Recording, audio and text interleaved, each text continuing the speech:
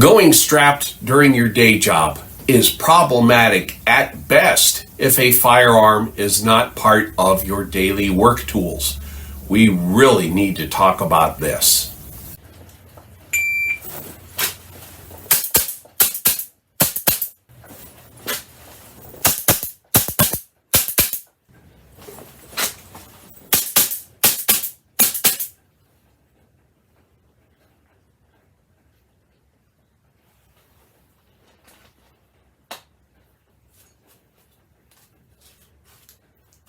Hey everyone, welcome to The Armed Citizen, a channel focused on giving you content that I wish I had known when I first started carrying some 30 years ago. Please like, share, subscribe, and comment.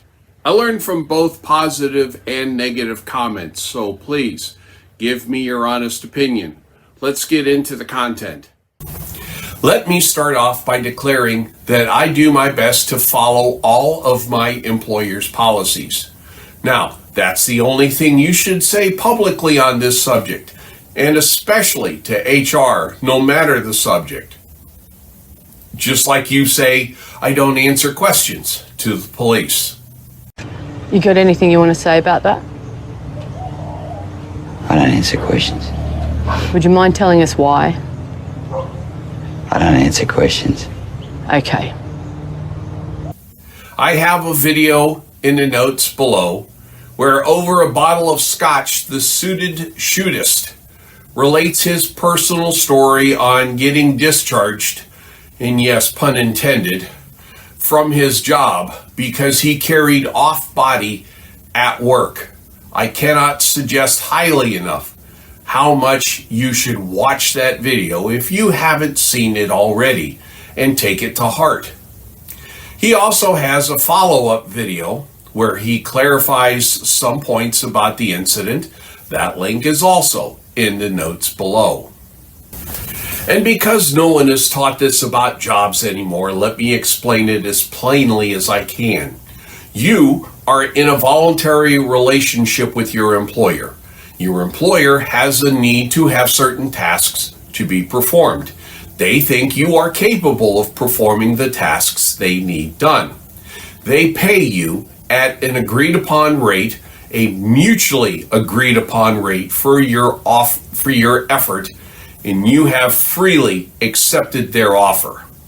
The catch now is they have policies that you are expected to follow on how to dress, act, what to do, process flow, and so on.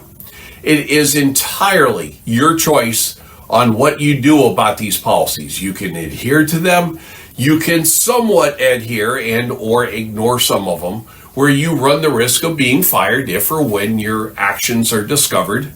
And your last option is to resign and find another job that is more friendly and accommodating in you going strapped on their time. You could start your own company and have whatever policy you want regarding firearms, whatever floats your boat.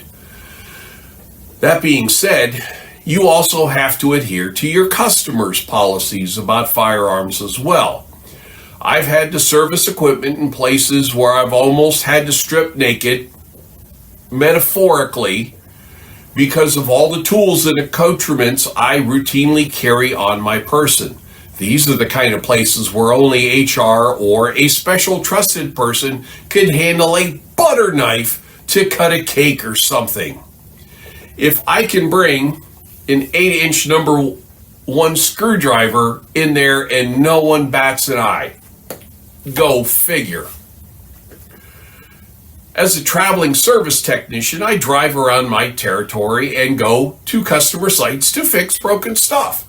Most of what I fix are ATMs or a cash safe of one kind or another, so a lot of cash passes under my fingers daily. The gambit of my customers run from they're strapped to they get very nervous when the armored car guys show up because they're strapped. On some of my equipment, namely ATMs, I have the option to request an armed guard to stand by me while I have the cash safe open and watch my back while my head is in the safe. The problem is sometimes I can wait an extended period of time on site waiting for the guard to show up, which slows me down as I am expected to close a certain number of calls on a daily basis. Now, the last couple of bosses I have had are former service technicians who have moved into management. They understand the risk inherent in this kind of job and intentionally turn a blind eye towards any technicians who strap up. Not a don't ask, don't tell kind of thing, but rather a Sergeant Schultz, because they already know many of their technicians already do go strapped. I know nothing. Please do not think your boss will protect you in any way regarding any incident where you have to pull your weapon on company time. If HR even suspects that your supervisor gave you tactic approval to go strapped, you'll both be out the door with a pink slip. Fully expect and plan on your boss throwing you under the bus in such a case. That's not a bad rap on your boss because he has a family to feed as well. He gave you the metaphorical rope. Hey, YouTube, metaphorical means not real. So don't blame him or her for you wrapping that metaphorical rope around your neck and jumping off the ledge. In the end, like most videos I make, I try to explain and give context, then lay out the issue and present the options and choices I see. What decision you make is on you. I'm just making sure you understand all of the choices and consequences. To strap up or not while on the clock depends on so many factors. What kind of job do you have? Do you work in an office? Are you service? Are you retail? And so on.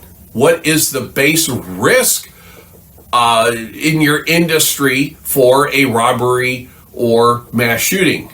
The chance is always greater than zero. However, the actual number can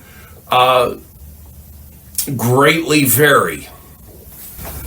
What you do and where you go before or after your day job are also considerations. You might have to unstrap for some customers if you travel around. Then the issue becomes in-vehicle storage. Do you quietly tuck it into someplace, like the pocket on the back of a seat, under your seat in a lockbox, and so forth?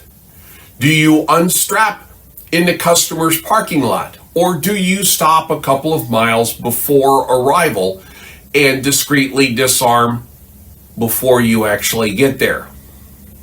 Your choice of holster plays into this. Do you have a belt loop holster where you have to remove your belt to remove the holster? In this case, maybe you would leave the holster on and just leave the firearm in the vehicle. I personally have an open belt clip, so I can remove and secure the entire holster, and the trigger guard is always protected during this administrative handling. Nothing on this subject is easy or simple. The consequences range from terrible at best to catastrophic at worst. All I ask is you go into this with open eyes and a deep appreciation and understanding of the positive and negative consequences of your choices. I'd rather be judged by 12 than carried by 6 is an overly simplistic platitude. Please reason your way beyond that to achieve your answer. Y'all have yourselves a wonderful day. Thank you for watching the entire video. If what I discussed here was valuable to you, I ask that you like, share, and subscribe, and maybe drop a few coins in my tip jar to keep me in ammo. Thank you.